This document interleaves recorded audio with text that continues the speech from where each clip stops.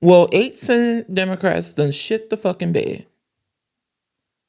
These spineless ass motherfuckers.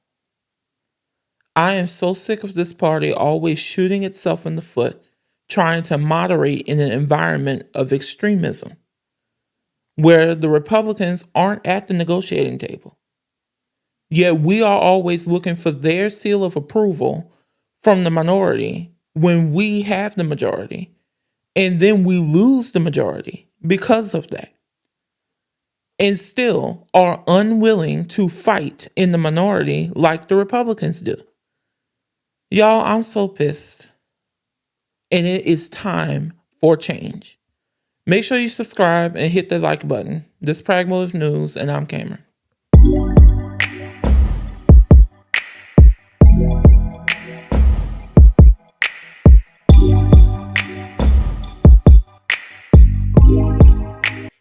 Y'all, we need to clean house. So here are 9 bitches we need to get rid of in the upcoming elections. Starting with the 2026 midterms. Jeanne Shaheen of New Hampshire is not running for re-election. So that's why she voted the way she did. So now instead of retiring with integrity, she will retire in disgrace. There will be a primary in New Hampshire and that we need to pay attention to and make sure the best person is nominated. The next one is Dick Durbin of Illinois. Such a fitting name. He is also retiring. So the same thing needs to happen. We need to be strategic in who replaces him. That's New Hampshire and Illinois senators.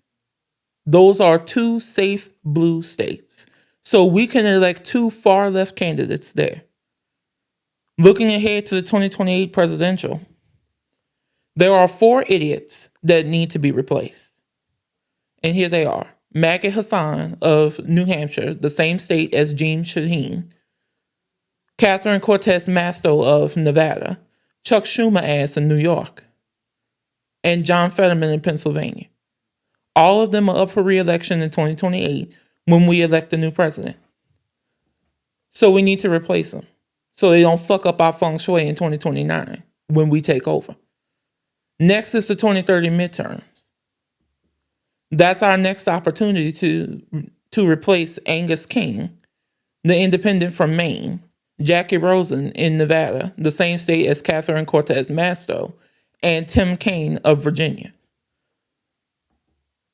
Side note, there was a lot of problems in the 2016 presidential campaign, and Hillary Clinton choosing Tim Kaine as VP was one of them.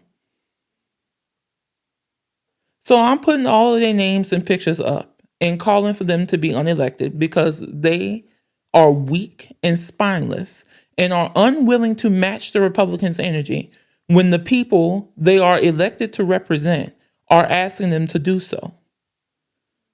You work for us, motherfuckers. Do what the fuck we tell you to do. I'm so sick of them always trying to moderate. Moderating in this political environment doesn't work. The Republican Party or GOP or whatever they want to call themselves are way at the other end of the spectrum.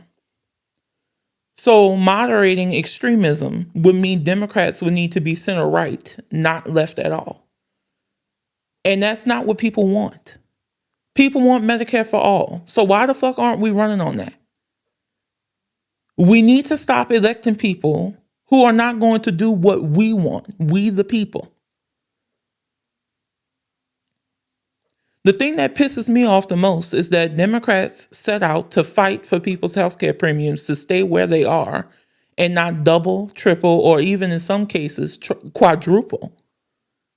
And 40 days later, these Democrats in name only, dinos, I call them, led by feckless Chuck Schumer, who can't keep his caucus in line, betrayed us and capitulated to the damn Republicans by voting to reopen the government with getting virtually no concessions from them based on a promise that they will vote on the ACA subsidies in December. All the suffering of the people who didn't get their SNAP benefits because of the shutdown was for nothing. They suffered for nothing. because y'all just went and gave away the store to the Republicans. All based on a promise. So are we supposed to take the party who lies day in and day out word for it? Yeah, fucking right. Check out Tim Kaine's stupid ass on Katie Tur. Like some of the parties just angry about this. It seems like this is ripping the party apart at a time where it felt like the party was coming back together post-elections. How do you convince your fellow Democrats to stay together on this? And how do you convince voters across the country to believe in the Democrats again? Can I just say, go ahead. Can I just say, ripping the party apart? I think you're over dramatizing this. I mean, I know the news business is to try to make everything like the biggest crisis since let me the Cuban Missile Crisis or something. Don't say it's me. There's differences of opinion. I will quote your fellow Democrats. Gavin Newsom calls it pathetic. Hakeem Jeffries, complete BS. AOC says this is not about a base of voters. This is about Katie, people's lives. Chris Murphy says it makes Donald Trump stronger. This is a moment that demands fighters, not folders. Yeah. I mean, this is me quoting Democrats. I'm not making things up. Right. You know, it's reading what people are saying and reporting it. I know it. And you would have said this. You could have read the same quotes last month, a month ago. Will Rogers, 100 years ago. I don't believe in organized politics. That's why I'm a Democrat. We're a big tent. We have different points of view. I've been doing this for 31 years. This is by far 31 years a minor league issue within the Democratic Party. We're going to unify around having the health care fight within a month. And people are going to see where Democrats are and see where Republicans are. And I'll be glad to come back and talk to you about it once we've done that. No, the fuck it is not a minor league issue within the party.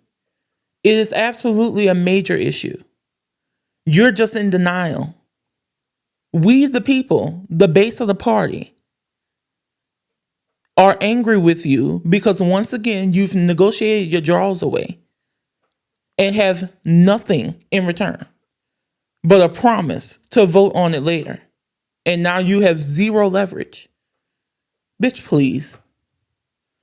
Katie was not being overly dramatic about it. This is a problem that has been brewing since 2016. And now it's about to come to a head because of what you did. Because of what the other 7 Democrats did. And you're not going to like the outcome because it is you who will be primary. It is you who will lose your seat. Then Tim Kaine had the nerve to put this statement out. This deal guarantees a vote to extend the Affordable Care Act premium tax credits, which Republicans weren't willing to do. Lawmakers know their constituents expect them to vote for it. And if they don't, they could very well be replaced at the ballot box by someone who will. You will be the one who's replaced. You are so naive to think that the Republicans will do anything about the subsidies. They lie all the time, and Democrats like you keep falling for it. So enough about the 8 rejects led by Chuckles in the Senate. How do we move forward? Well, I have a bold idea on what we should do. Everyone since 2016 has been scared about saying an election is easy to win. While I mostly agree, I'm not going to worry about that this one time. So I'm just going to say it. We can run a ham sandwich in 2028 and win. With the way this country will be after 4 years of Donald Trump, just look at the last 4 years, how that ended up. So a Democrat is going to win in 2028. So we need to go for broke and match the Republicans' energy 1,000%. That means if they want to be as far to the right as they are, then we need to embrace every far left idea. They went and wrote a whole damn book on Project 2025, all the shit they wanted to do. Why don't we do something like that? But this time, everything we want put in the book, everything we want to do on behalf of the American people that will help the American people. That's the difference between the Republicans and the Democrats. At least the far left Democrats, not these moderates who did this shit today. We want to fight for the people. Republicans only want to fight for the billionaires. So we need to primary all of these moderate Democrats and run a bunch of Zohran Mamdani, AOC, and Bernie Sanders type candidates in 2026 in the House and Senate, culminating in a massive sea change in the Democratic Party leadership in the House and Senate, and a very liberal presidential ticket in 2028. Now, I'm a petty man. So I'm not above telling someone I told you so. And I'm not above just forcing through what should have been done already. Kamala Harris should be president right now. And if she was, none of this would be happening. So what I'm saying is, I don't know what's going to happen in the 2028 Democratic presidential primary. But what I am saying is, we don't have to elect a safe candidate, aka a white man, like what some people are saying. We can run whoever we want. So since I'm petty, I say that person should be Kamala Harris. Hear me out. I have been involved in politics since 2016 at 15 years old. I watched the 2016 campaign. Obviously, I couldn't vote in it because I was just 15. I know who I would have voted for. I would have voted for Hillary Clinton. Obviously. So, fast forward from the 2016 presidential campaign and that orange bitch winning.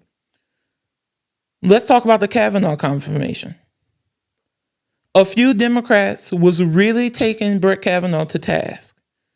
And one of them was Kamala Harris, a new U.S. Senator from California. I was following her since then, even during the 2020 primaries. And I would have voted for her if she was still in the race when it came time for Louisiana to vote. So, cut to the pandemic. She was a U.S. Senator, not yet Joe Biden's running mate. And she introduced the bill with Senators Bernie Sanders and Ed Markey to give Americans $2,000 a month stimulus checks during the pandemic. Here's an article talking about it.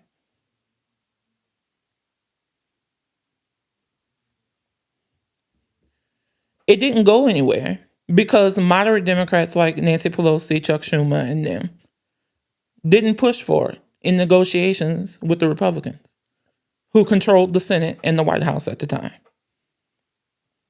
That's how we ended up with a $1,200 check and then $600 under Trump and then a $1,400 payment under Biden.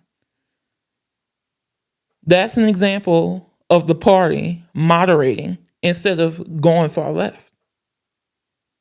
So Kamala Harris was notably more progressive back then, and it was Joe Biden who pulled her more to the center because obviously she was the vice president.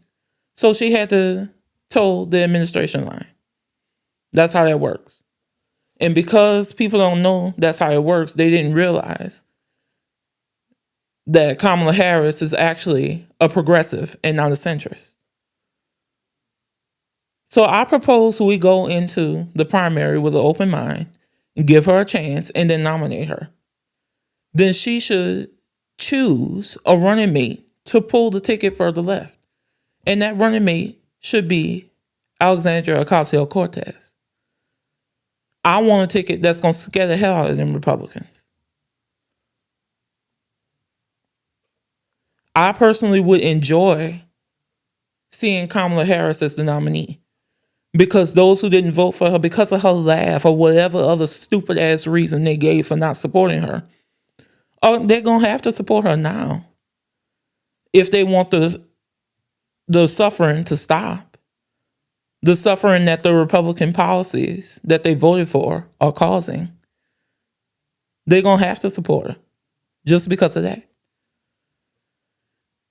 Because, like I said earlier, if Kamala Harris was president, none of this would be happening. In 2028, we have the opportunity to elect a far left ticket and give them a very far left Senate and House without Chuck Schumer, Gene Shaheen, Dick Durbin, Maggie Hassan, Catherine Cortez Masto, John Fetterman, Angus King, Jackie Rosen, and Tim Kaine. Then we will get the progressive policies we deserve. I'm out.